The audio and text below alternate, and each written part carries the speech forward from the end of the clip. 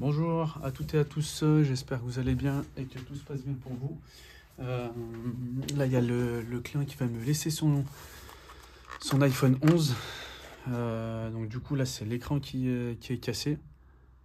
Voilà. Donc là, l'écran il s'est fissuré sur le bas, en bas à droite. Ça fait des traits verticaux. Traits verticaux multicolores avec quasiment plus de la moitié de l'écran qui ne marche pas. Le tactile, ça appuie tout seul. Du coup, là, normalement, il y a juste à changer l'écran. Hop, est-ce que je peux l'éteindre? Non, bon, c'est pas grave. Allez, c'est parti. Hop, pour le changement d'écran, iPhone 11. Donc pareil, hein, toutes les pièces que j'utilise, vous pouvez les retrouver sur mon site internet, repairiphone.com. Hop, allez. Tac. Les deux vis pentalobe. Hop, avec le tournevis Tri-Wing. Oh, ça appuie tout seul. Hop, ensuite, mon Sésamo. Madame semi-rigide. Voilà, je l'insère entre l'écran et le châssis de l'iPhone.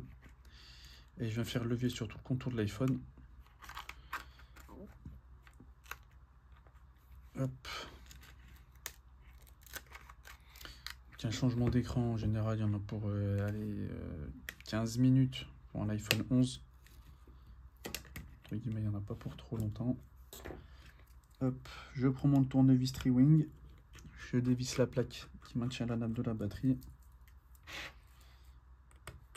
Donc elle est maintenue par 3 vis Tri-Wing.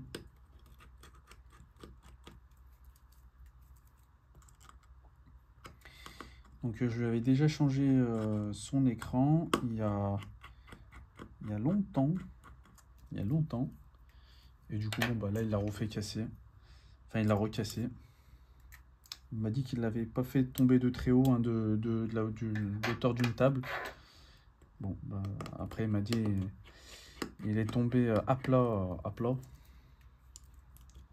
bah, je pense à plat, un peu sur le côté. Et bah, ça a cassé l'écran. Et de toute façon, assez fragile, hein, c'est très très fragile. Vu que c'est des grands écrans bord à bord, c'est du verre devant, du verre à l'arrière, ça pèse son poids. Du coup, en général, quand ça tombe et que c'est pas très bien protégé, ça casse tout de suite. C'est pour ça le mieux, ça reste de bien les protéger. Mettre une bonne coque bien solide, comme ça au cas où si ça casse, ça limite les dégâts. Hop. Ensuite, je prends ma pince de précision en céramique non conductible. Je débranche, je déconnecte les deux nappes de l'écran, la nappe de l'écouteur interne. Le châssis, on peut le mettre de côté. Tac. Ensuite, je reprends mon tournevis Tri-Wing. Je dévisse le vis Tri-Wing en haut à gauche. Bon, il va pas. Voilà. Ensuite, le cruciforme pour les 3 autres vis. En bas à gauche, en haut à droite et en bas à droite. Voilà. Je reprends ma pince de précision. Oh, pourquoi j'ai 5 vis là? Qu'est-ce qui se passe?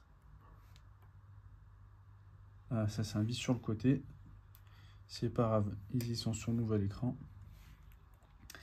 Je fais levier sur l'écouteur interne. Hop, je soulève et j'enlève le petit la petite plaque en métal, je vais la remettre après. Je soulève la nappe de l'écouteur interne, je la mets de côté.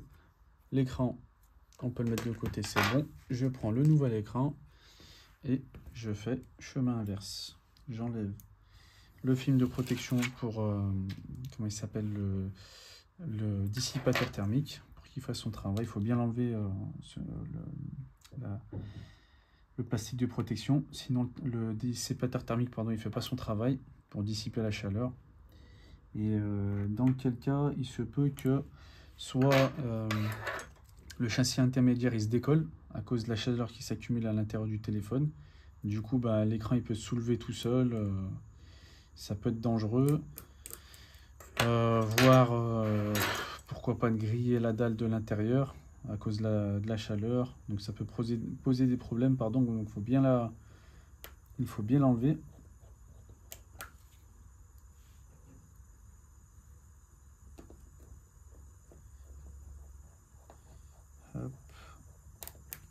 remets les vis de la nappe de l'écouteur interne, capteur proximité.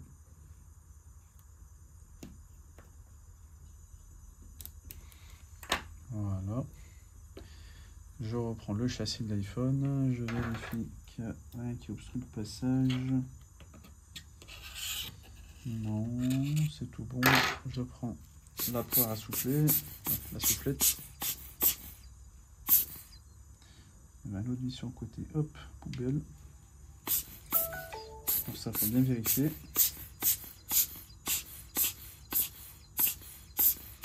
Tac, c'est tout bon. Je reprends le nouvel écran. Je connecte d'abord les deux nappes de l'écran. Voilà. Ensuite, je vais reconnecter la nappe de la batterie. Je ne peux pas la connecter en dernier parce qu'il y a la nappe de l'écouteur interne. Si je la branche avant, je risque de la couper. Donc, entre guillemets, je suis obligé de connecter la nappe de la batterie en avant-dernier, alors qu'il faudra la connecter en dernière. Mais bon, j'ai entre guillemets pas trop le choix si je veux pas couper la nappe de l'écouteur interne. Hop.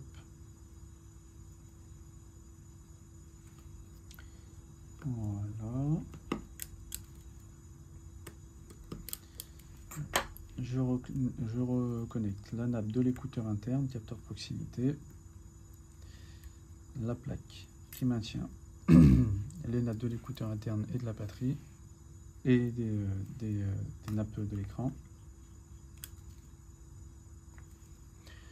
maintenu par 5 vis tri-wing.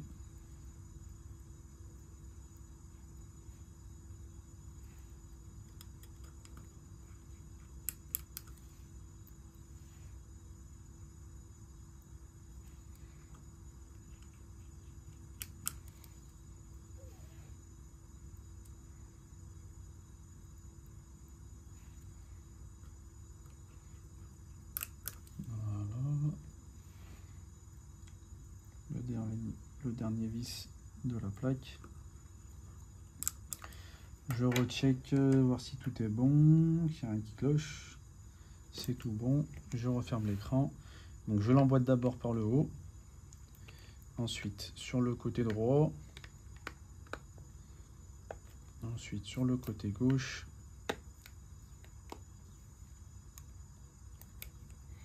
Et enfin sur le bas. Ah, bah son châssis il est un peu... Ça fait du bruit. Ah, ça y est, c'était mal emboîté. Et son châssis il aide pas trop. Voilà. Très bien emboîté. Voilà, ça rentre bien à l'intérieur. Je remets les deux derniers vis, les deux vis pentalobe avec mon tournevis Torx.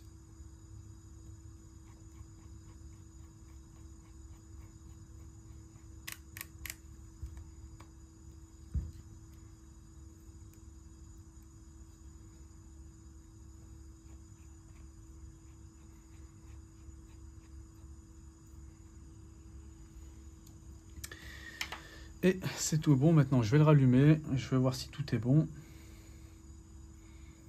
Donc là, le client, il est parti. Il m'a dit il n'en a pas pour trop longtemps.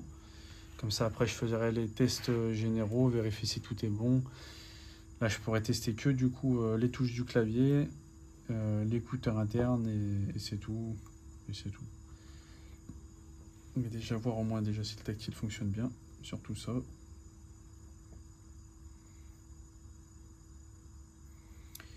iPhone est disponible dans 15 minutes. D'accord, ça a dû taper tout seul du coup le code. Les touches du clavier, c'est bon. Hop. Donc là en fait j'appuie sur une touche et puis après je reste appuyé et je coulisse sur tout l'écran pour vérifier si toutes les zones du tactile sont bonnes.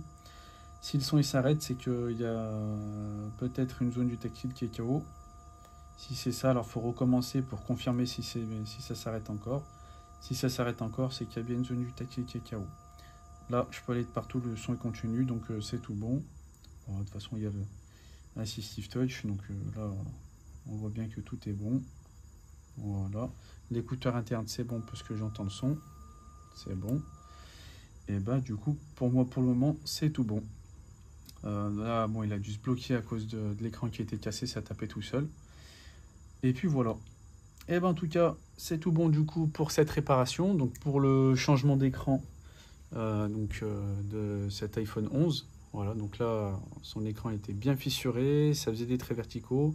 La moitié de l'écran qui marchait quasiment plus. Donc là, il y avait juste à changer l'écran. Voilà, remplacer l'écran. Et puis bah, c'est tout bon. Et ben en tout cas, donc pareil, hein, toutes les pièces que j'utilise, vous pouvez les retrouver sur mon site internet, repareiphone.com. Et puis, je vous dis à bientôt pour une nouvelle vidéo. Salut!